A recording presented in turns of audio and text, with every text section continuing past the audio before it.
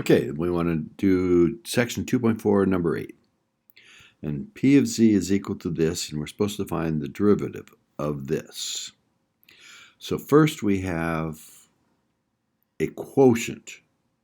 And in the quotient, we have a product rule in the numerator and a product rule in the denominator. So this is going to be a pretty messy problem.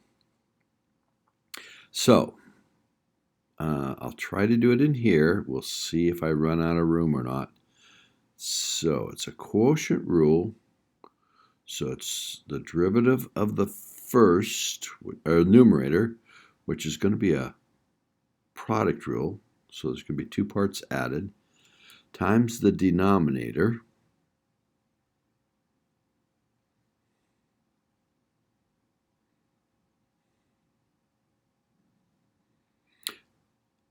minus the derivative of the denominator, which is also a product rule, times the numerator,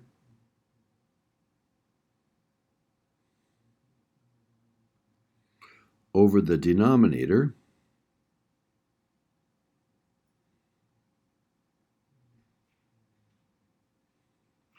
squared. Now, let's hope I have enough room to put that in there.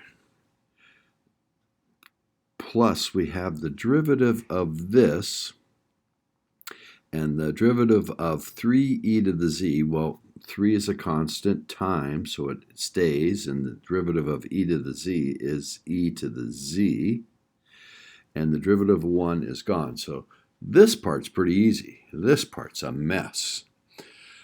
So the derivative of the first is 1 times the tangent of z plus the derivative of the second, tangent z, derivative of tangent z is secant squared z times the first z. So I got that in all right. Now I got to do the derivative of that times the denominator. Oh, I forgot the plus 1 in there. Plus 1. Didn't leave me enough room for that. Plus 1. And then I got minus the derivative of the denominator. So the derivative of the first is 2z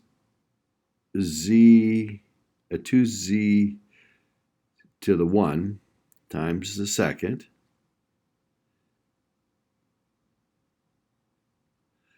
plus the derivative of the second times the first. The first is z squared times the derivative of secant is secant z tangent z. And I ran out of room for that one.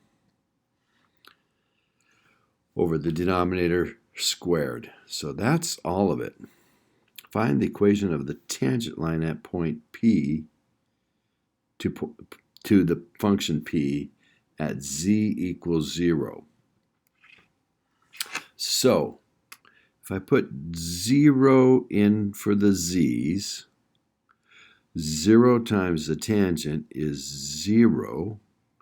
Secant of z is 1 over cosine. Cosine of 0 is 1. So this is not 0, so 0 over everything. So it's 0. And z to the 0 is 1 times 3 is 3, plus 1 is 4. So p of 0 is 4. So it goes through the point 0, 4.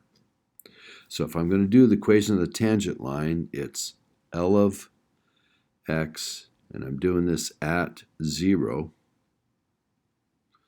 is going to be the slope at 0. So now I got to put 0 into this mess. But it turns out not to be too bad because tangent of 0 is 0. So I'm going to write down the pieces here. Let's see, I'll move it up here. So I've got this long thing, and the tangent of 0 is 0 times 1 is 0. 0 times secant is 0 times this, which it doesn't matter what it is. If it's times 0, that's going to be 0, minus 0 times this is 0, plus 0 times all of this is going to be 0.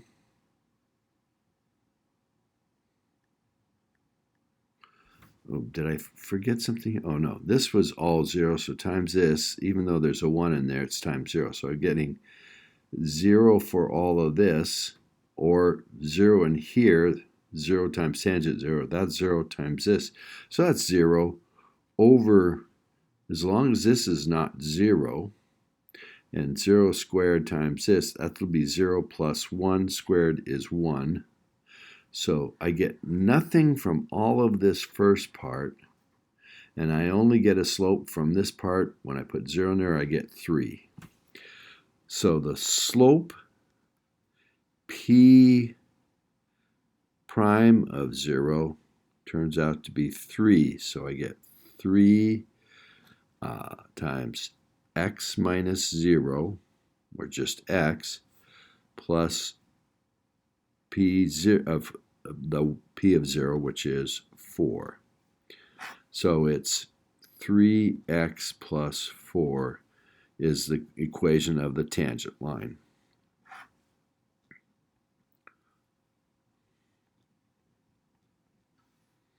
Okay. So at 0, is p increasing or decreasing or neither? Well, at 0, the slope was 3, so it's increasing.